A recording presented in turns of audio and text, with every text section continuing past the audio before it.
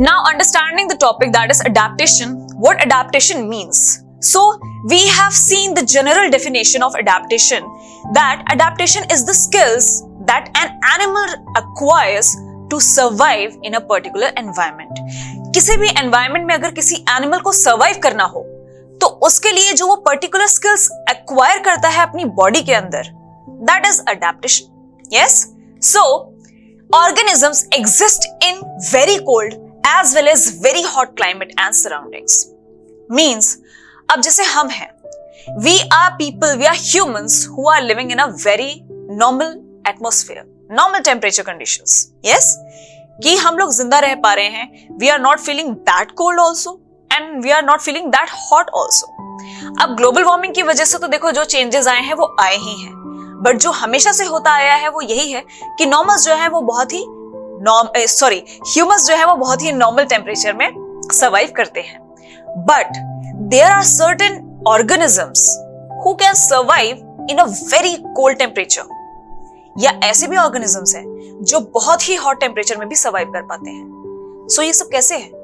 अगर हम उन्हीं बहुत ठंडे टेम्परेचर में चले जाएं या एकदम ही गर्म टेम्परेचर में चले जाएं तो हम तो सर्वाइव नहीं कर पाएंगे, बिकॉज हमने वो अडेप्ट किया नहीं है एटमॉस्फेयर, हमने वो टेम्परेचर ही अडेप्ट नहीं किया है. But those animals have done that. उन्होंने वो ऑर्गेनिजम्स, उन्होंने वो टेम्परेचर अडेप्ट किया है, whether it is a very cold temperature और it is a very hot temperature. So they have adapted both. Now they survive due to adaptation and that is why they survive there, because they have adapted that atmosphere.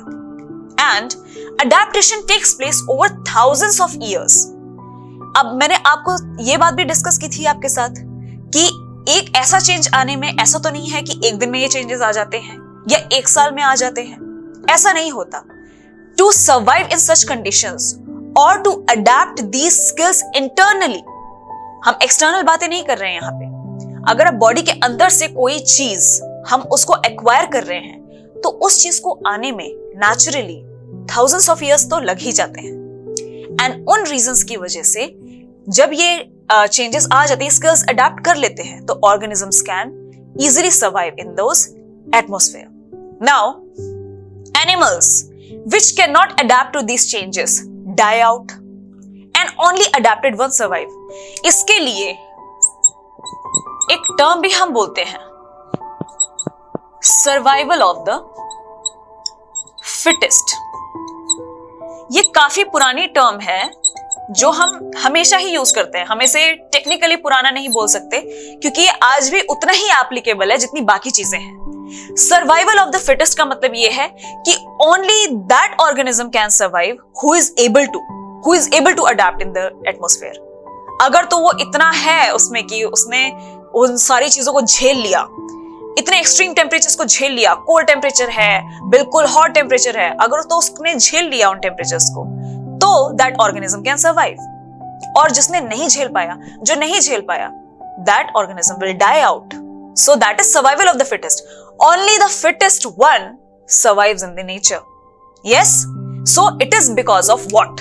It is because of the adaptation. बहुत important term है बेटा ये, it's very important. Adaptation बहुत important है for organisms to survive in any atmosphere. Adaptation is everywhere. Yes? So animals adapt to different abiotic factors in different ways. यही हमने जो first line में बात की है वो यही बात की है कि some organisms survive in very cold temperature. तो क्या है coldness? क्या है coldness? is the abiotic factor. या some organism can survive in a very hot temperature. तो hot temperature भी क्या होता है? Hotness comes from sunlight. Sunlight is what? Abiotic factor. So surviving in such abiotic factors is the skill, is the adaptation. And according to this adaptation, organisms undergoes the survival of the fittest.